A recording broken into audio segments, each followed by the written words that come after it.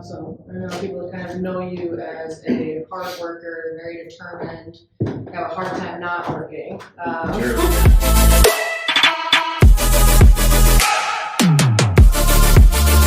Friends, today I have with me Ryan Walseth, aka Wally. I have the pleasure of working with him, for him, every day. I've been with him a little over a year and a half, and I wanted to give him an interview so you guys can get to know him the way that I do, hear a little bit about his background and how his career is a transition and his everyday life. So, Wally, you want to start off? Tell me a little bit about yourself and your background. Thanks for putting me on camera. And so I'm originally from Northeast Minneapolis. Parents moved to Blaine, went to Spring Lake Park High School, and then college at the University of Minnesota Duluth. As soon as I graduated, myself and 5 of my college buddies moved into a side-by-side duplex in Kenwood. We had no business living in that neighborhood, but it was amazing, and lived there for 4 years. I was working at a health club, Lifetime Fitness, formerly known as Northwest Athletic Club. From there, I transitioned out of that into in-home personal training, which I was an in-home trainer from 2005 to 2017. And one of the clients that I was training ended up becoming my mentor in real estate, because he was a 35-year commercial real estate vet out of Chicago. And he's the one that got me started in investing in property and in property management, which ultimately transitioned into a full-time career in real estate. Okay, so personal training to realtor, a little bit of a 180, but so going a bit more into your career change, how do you say being a personal trainer for so many years and building that sphere has helped you transition into being a successful realtor? The way that I built my personal training business was 100% referral based. So I started collaborating with chiropractors and physical therapists and massage therapists, nutritionists, and so I started referring my clients to them. They started referring their patients to me.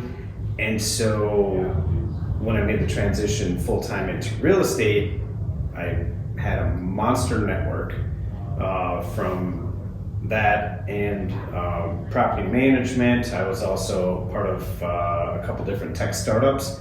So I built a huge network, and so naturally transitioning into real estate, doing 100% referral-based and sphere-based clientele. My next question that someone wanted me to ask is, what is some advice you have for people that are self-employed and they are looking to purchase a home? What are the things that they need to do prior to buying? Yeah, have your affairs in order. I mean, it takes a small village to keep track of, yourself included, to keep track of what I have going on, right? So I have an accountant, I have a bookkeeper, a wealth manager, and then 2 or 3 really close, trusted local lenders that I work with to keep track of my investments and my purchases. And so with that, meet with a lender, meet with your wealth manager, connect with your accountant and your bookkeeper, and make sure they're all on the same page and figure out what your goal is, what your budget is, and you're having 2 years of tax returns is vital, but a lot of people that are self-employed write off as much as they can to avoid taxes, which means you may not qualify for what you're looking to purchase. So you may need to reassess the way that you do your tax returns. So planning is everything as far as somebody that's 1099 versus W-2. Yeah, it's not an overnight process at all. Some people think, I wake up, I want to buy a house, and you're just like, no, gotta pump the brakes a little bit. What is some advice you have for young agents or people that are just getting the game, myself even included? One is patience, which I don't have, so I have a hard time relating to that. But the one that's even bigger than that is find a mentor.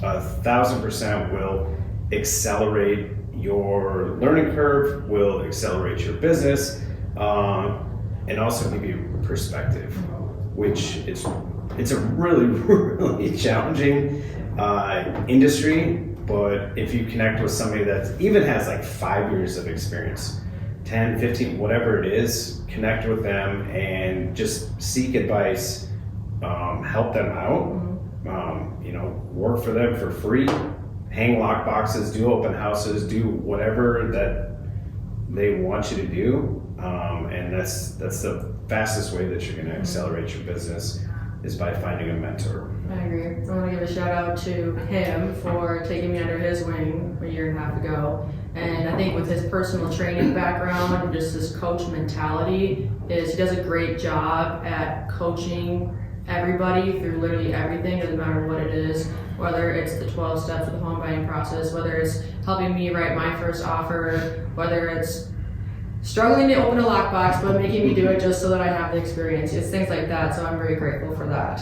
What is the biggest mistake you've made in your real estate career, which you are grateful that it happened, that made you a better agent? Yeah. Honestly, I think one, not getting in sooner. Yeah. But two is not buying more at the bottom of the housing crash. Mm-hmm. But I purchased a couple of places in 2009 for 30 cents on the dollar, and I had no idea what I was doing. But had I had some sort of semblance of what was going on, I would have tried to buy the entire neighborhood a lot sooner. So I think not getting in sooner, but then also going all in. So when you say you wish you would have bought the whole neighborhood, tell us a bit about Wallywood Boulevard. So I purchased my first investment property based on the advice of my mentor. It was a duplex. I lived on one side, had roommates on my side, and then tenants on the other side. And so I was living for free, and I purchased it in November of 2006. So for those of you that have seen the movie The Big Short, that was literally the edge of the cliff of the housing market. And like an hour later, the value of it dropped by like 35%. But had I not gotten into the game in 2006, I never would have purchased places in 2009, 10, 11, right? So the story of Wallywood Boulevard is I bought a place, then I bought my neighbor's place, then I bought my other neighbor's place, and my other neighbor's place, and my other neighbor's place. And I would joke with my friends, I said, if I can get enough houses on this block, I'm going to try to rename the street Wallywood Boulevard. And it started off as a joke, and it turned into a personal brand because when people were either in my house or in my neighborhood, that's what they started calling it. So then it grew into a personal brand, which is now Wallywood Boulevard. Is from Jack Trash. He asked, what is your favorite Millennium song? Jack Trash, flashback there. Well, thanks for the question, Jack. I'm gonna have to go with Feel Good on this. Unfortunately, the shows that we're at Armory, but I do want to thank Jack for tickets to past shows, to Avicii, to Armin van Buren with Sim shows in 2012 when I was part of a tech startup called Mashup, which was a cloud-based music service with a social network built around it. So appreciate that, Jack. What is one goal that you have for your business in 2022? Balance, prioritization, and balance. Last year was too slow. And then it was too fast, and then it was, what the hell happened? Come fall.